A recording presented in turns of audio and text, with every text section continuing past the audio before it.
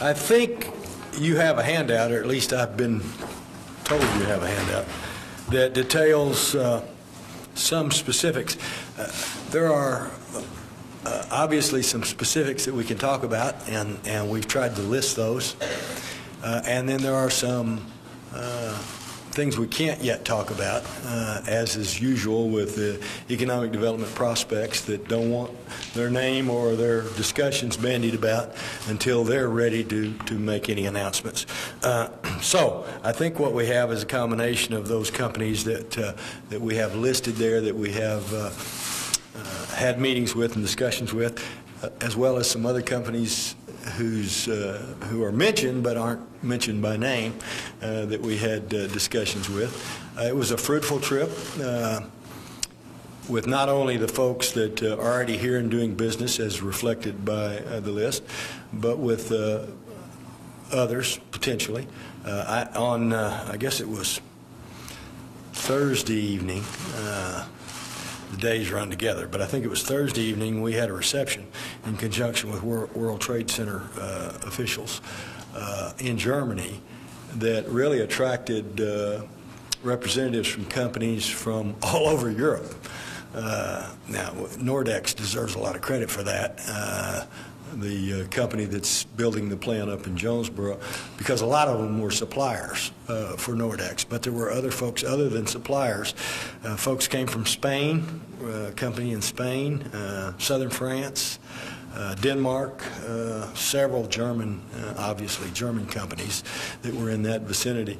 That was a bit of a surprise to me that we had those folks from disparate parts of Europe actually coming to this reception.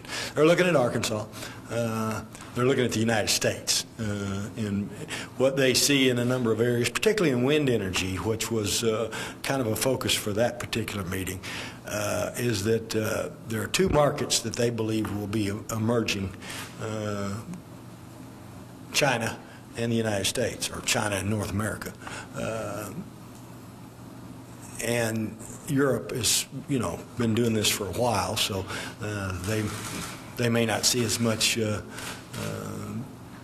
potential for growth in Europe as you would in a place where you don't have a lot of the alternative energy already in place. And so, I'm sure that was part of the impetus as well. But at any rate, that's kind of an overview, but I'll take questions. Governor Beebe, talk a little bit about how you doing. I'm glad to have you back. Your trip to Dassault Falcon. I know obviously we're located in Little Rock, and I know they've had layoffs twice. Sure. 100 and some layoffs. So talk about how I don't know what your conversation entailed. Yeah. First of all, we need to put this in context. I don't know if you all saw it, but I think in today's Wall Street Journal, there was an article that talked about over 12,000 were laid off in Wichita from Hawker Beechcraft and Cessna. That's not furloughs. That's actual layoffs in the private aviation industry, which is obviously suffering. Dassault is, one of those private aviation manufacturers, and obviously is subject to the same economic conditions as those other companies. One of the things that Dassault made clear was that they were trying to work as hard as they could not to lay off anymore, even in a downturn. They would prefer to do something other than that, temporary furloughs or shorter work weeks or something, rather than just letting the people go. They mentioned the fact that they'd invested a whole lot of money and a whole lot of time in what is obviously a very skilled and highly trained workforce. And the cost of that is immense to a company. As you know, we've been helping them in the last couple years with some of that workforce training, and Pulaski Tech has really done a good job in that regard. But they recognized that there is a huge cost factor in trying to rehire or retrain people. So they're trying to avoid that if they can. Now, there's no guarantees. Nothing is for sure. But I was encouraged that the attitude of the executives at Dassault was a recognition that they are much better off trying to struggle through the bad times without losing their highly skilled workforce than to try to start over. We'll see if they can maintain that. What about Skippy peanut butter? How did that go? Yeah, I was shocked and amazed. Maybe you all aren't. Business reporters here probably aren't. But the breadth of products Unilever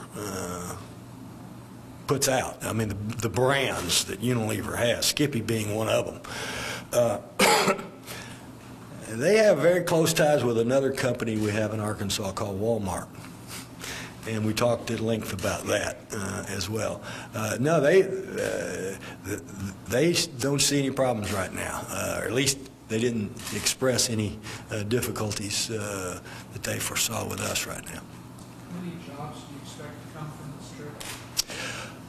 Oh, Michael, that's hard to say. I think if things work as people in this arena think they will work, the jobs may be immediate, some of them. They may be months, or they may be years, or they may be ongoing for a very, very long time. You know, we're selling Arkansas. We're selling our education system and the improvements in it. We're selling our work ethic for our people, which we think is second to none. And when you combine the work ethic with the increased skills from the increased education and job training activities that are going on, as well as the central location and the infrastructure, we think we have a lot to sell. Some of that will hopefully come to fruition fairly quickly. Some of it may be seeds planted that will continue to grow over the next several years. But to answer your question, I don't have a number. The office of the corporate aircraft market is depressed. Yeah. So people, were they able to share with you what's their thinking as you could define it regarding the market in the near term? Well, they think over the next year or so it's going to be tough. You know, tough, yes. Depressed, I guess.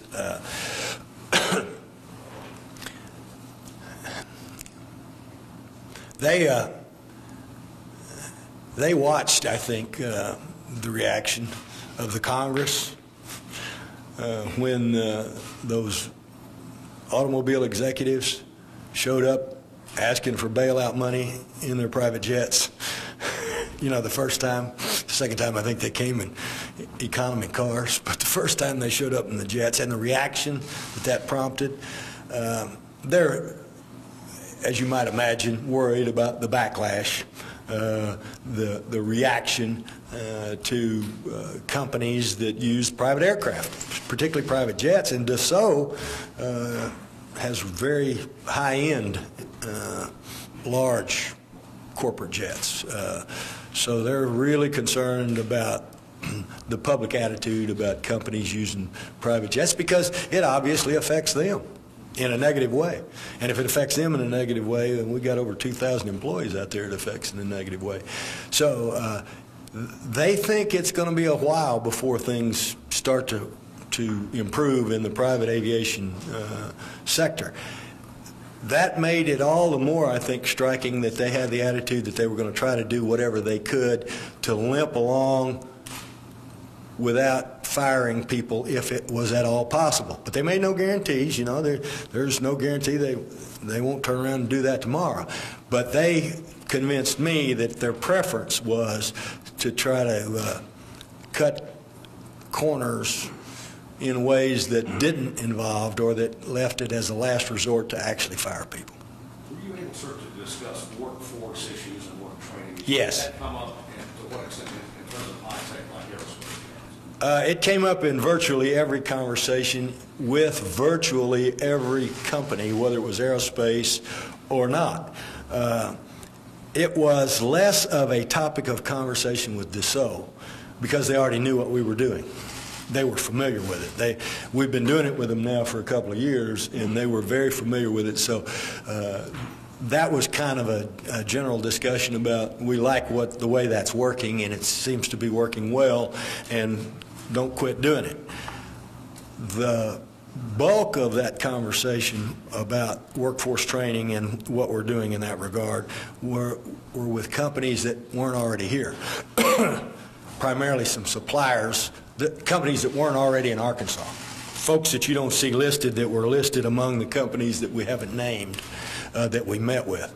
And they weren't as familiar with, and Steve, frankly, we initiated a lot of that discussion to explain to them what we're doing in workforce training, different than what had been done in the past and different than what other states are doing. It seems to be working.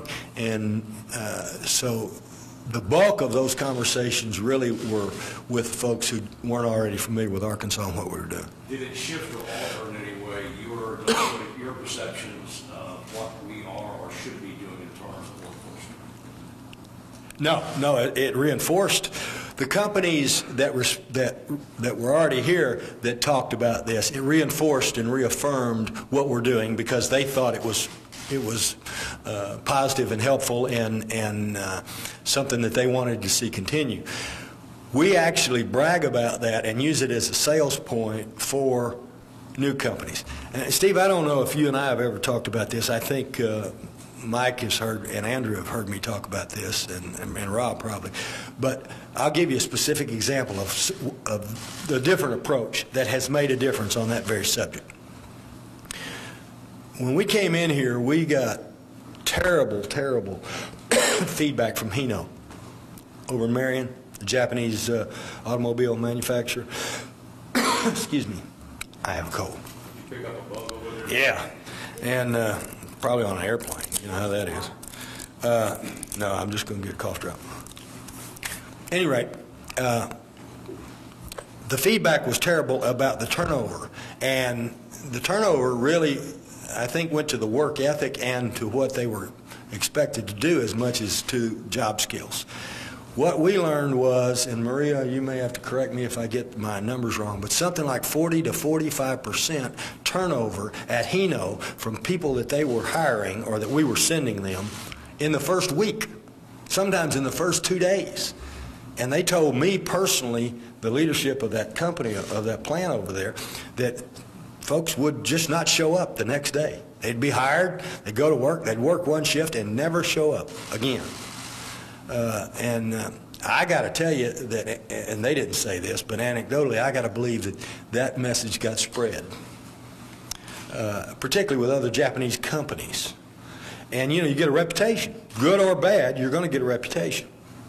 Maria and her people, as a result of that, and with our primarily two-year colleges and our workforce people, totally changed the way we did things and totally changed our workforce readiness certificate program, or created one. And what we do now is, as we try to match people with potential employment, not just train them, but in the course of the training, put them through the simulated work environment that they would be expected to go to. In other words, if it's 8 hours at night, if it's repetitive motion, if it's 8 hours standing up, whatever the conditions are, you try to replicate it as much as possible. So if they drop out on the training program, not when we send them to the company. Then in January of or February of 2008, we had a celebration and an event over there at Hino where they brought some of the executives over from Japan, and they announced at that time, when they gave everybody some sake, they announced at that time that the turnover rate was 1%. So we totally changed that. Now, not just for Hino, but for everybody. The companies really like that, because now they're not wasting their time and their effort and on huge turnover rates, and it's been a sales point for us. We talked about that, among other things, specifically with companies that weren't here yet, that we're trying to get here, particularly some suppliers for Nordex, which was a lot of what we were doing those last 2 days in Germany. And it was impressive to them. The ones that are already here already knew that, and they are able to, in effect, reinforce what we're saying. Did you run into any, there's some economists who think that we're entering a very period of anemic growth in the next several years. You run any companies that said you're wasting your time?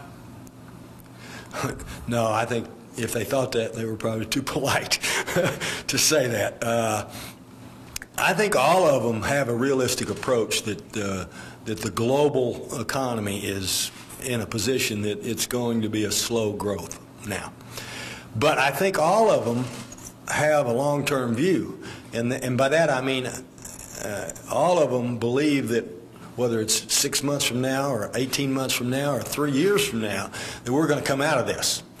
And with a lot of these companies, they don't, if you started tomorrow, it's like Nordex. We announced that, what, a year ago? And it's taken them a year to get the architects and the plans and all that stuff. And they've just started construction about a month and a half ago. So the steel and, the concrete's in the ground, the steel's going up. So they're not even going to be at that full capacity hiring their people for another 12 months. 10 to 12 months. And so there's enough long-range planning on this that these folks, even if they start making decisions tomorrow, they're not going to be up and running for a year or 18 months, especially if they build a new plant.